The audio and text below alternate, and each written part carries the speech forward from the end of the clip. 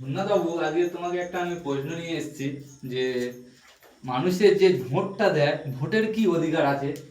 মানুষ তো অনেক মানুষ জানে না, সেই ক্ষমতাটা তুমি বলে দেবে, ভোটের কি ক্ষমতা আছে, একটা মানুষের একটা ভোটের কি ক্ষমতা থাকতে পারে।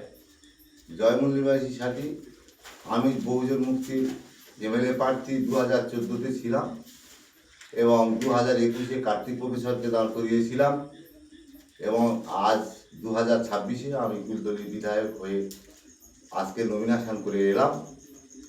এবং আমি দেখেছি যে এই যে ভোট অধিকার সাথী, বিদেশি আর্যরা আমাদের ভোট দেওয়ার অধিকার দেয়নি, দিয়েছিল আমাদের বাবা সাহেব ডক্টর বি.আর. আম্বেদকর।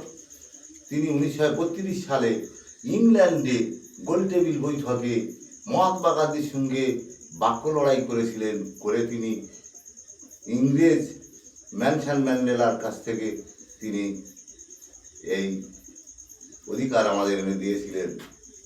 তাই সাথী, সেই অধিকার কি? বাবা সাহেব বলেছিলেন যে এই অধিকার হলো প্রাপ্তবয়স্কদের ভোটাধিকার, পর্যাপ্ত প্রতিনিধিত্ব এবং ডবল ভোট ব্যবস্থা এবং দুবার ভোট। তো সাথী, বাবা সাহেব বুঝে দেখেছিলেন যে বিদেশি আর্যরা আমাদের মধ্যে মিশে তারা রাজ করে যাচ্ছে, তারা সেনাপতি করে প্রতিত্ব করছে, আমাদের মানুষকে সেনা বানিয়ে তারা ব্যবহার করছে। তাই বাবা সাহেব বলেছিলেন যে এই ভোট ব্যবস্থা যারা পর্যাপ্ত প্রতিনিধিত্ব দিতে হবে এবং প্রাপ্তবয়স্কদের ভোটাধিকার দিতে হবে। প্রতিটা মানুষ যার 18 বছর বয়স হবে তার ভোটাধিকার দিতে হবে। এটা বাবা সাহেব এনেছিলেন সাথী। যারা বিদেশি আর্যরা আমাদের গোলাম বানিয়ে রেখেছিল, তারা বলেছিল এই মূর্খদের ভোট দেওয়ার দরকার নেই। বাবা সাহেব প্রতিবাদ করেছিল, বলেছিল তোমরা আমাদের মানুষকে শূদ্র বানিয়ে পেদে সব অধিকার কেড়ে নিয়েছো, নিয়ে আর তোমরা আমাদের মানুষের ভোটাধিকার দেবে না, মানে এই ভোটাধিকার সবার দিতে হবে। তাই বাবা সাহেব দিয়েছিলেন সাথী। কেন না, বাবা সাহেব ছিলেন আইনমন্ত্রী, অর্থাৎ বিধিমন্ত্রী। তাই বাবা সাহেব আমাদের এই অধিকার দিয়েছিলেন এবং 1950 সালে 26শে জানুয়ারি তিনি সংবিধানের দ্বারাই আমাদের আবার অধিকার এনে দেন। এই অধিকার আবার খর্ব হয়ে গিয়েছিল মহাত্মা গান্ধী জারবেদা জেলে পুনা চুক্তির দ্বারায়। 1917 সালে বাবা সাহেব ভোটাধিকার আনে, আর 17ই সেপ্টেম্বর আর 24শে আগস্ট আবার ভোটাধিকার কেড়ে নেয় মহাত্মা গান্ধী। আবার বাবা সাহেব সাথী লড়াই করে 1950 সালে 26শে জানুয়ারি যে সংবিধান চালু হয়, 1949 সালে 26শে নভেম্বর ওই সংবিধান লেখার আদেশ বাবা সাহেব পায় এবং সেই সংবিধান লিখে বাবা সাহেব 1950 সালে 26শে জানুয়ারি চালু করেছিলেন। আর সেই অধিকার ছিল আমাদের ভোটাধিকার, আমরা সবাই ভোট দেওয়ার অধিকার পাই সাথী। এবং 1952 সালে ভোট শুরু হয়। আর সেই ভোটাধিকার কি পেয়েছিলাম এবং ভোটটা কি ছিল সাথী? ভোট ছিল এই যে সমাজ ব্যবস্থায় ব্রাহ্মণেরা আমাদের অসমানতা করে রেখেছে জাত ব্যবস্থার দ্বারায়, তা ভোটের দ্বারাই আমরা সমান হব, এটাই বাবা সাহেবের উদ্দেশ্য ছিল। আমাদের ভারতের মূল নিবাসীদের তারা শূদ্র বানিয়েছিল। আমাদের ভারতের মূল নিবাসী তারা 85% মানুষ।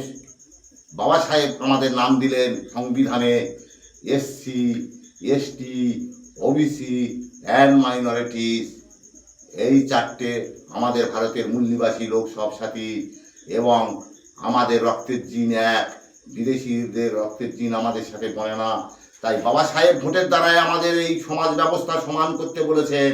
আমরা রাজা বানিয়ে আমাদের লোককে আমরা রাজা বানাবো। কিন্তু সাথী 1952 সালে ভোটের টিকিট দেওয়ার দায়িত্ব পড়েছিল জওহরলাল নেহরুর হাতে। আর সেই জওহরলাল নেহরু ব্রাহ্মণদের 3.5% ব্রাহ্মণকে 60% টিকিট দেয়, আর 60% টিকিট দিয়ে সাথী 57% ব্রাহ্মণকে জিতিয়ে আনার পর আমাদের ভারতের মূল নিবাসীরা সব তারা দালাল ভেরুয়া চামচা হয়ে গেল, আর ব্রাহ্মণ একছত্র রাজ শুরু হলো। অর্থাৎ সাথে 1950 সালে 26শে জানুয়ারি রাত 12টার আগে ছিল রাজতন্ত্র। সেই রাজতন্ত্র খতম করেছিল আমাদের পূর্ব পিতারা লড়াই করে। শুধু বাবা সাহেব নয় সাথী, বাবা সাহেবের সাথে আমাদের বহু মনীষীর আন্দোলনের ফল ছিল। তা 108 বছর আন্দোলন করেছিলেন। প্রথম আন্দোলন করেছিলেন জ্যোতিরাও ফুলে 1848 সালে।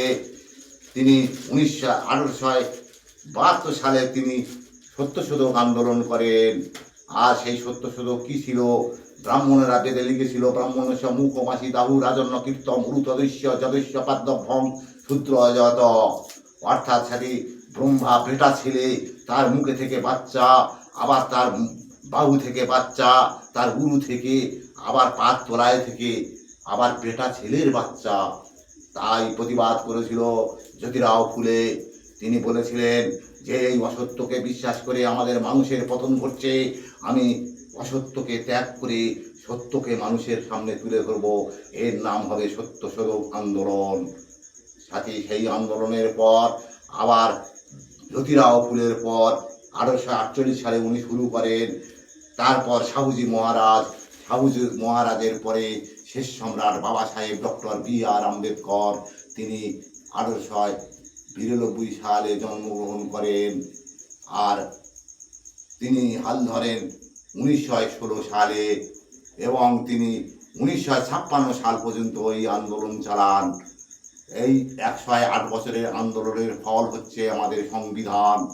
সেই সংবিধান হলো গণতন্ত্র সাথী, সেই সংবিধান হলো ভোট। ভোট হলো অধিকার আদায় করার হাতিয়ার।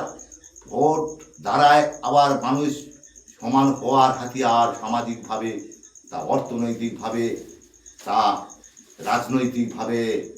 তাই সাথী, ভোট কিন্তু আপনাদের বুঝে দিতে হবে। জয় ভীম, জয় ভারত, জয় মূল নিবাসী, জয় সংবিধান।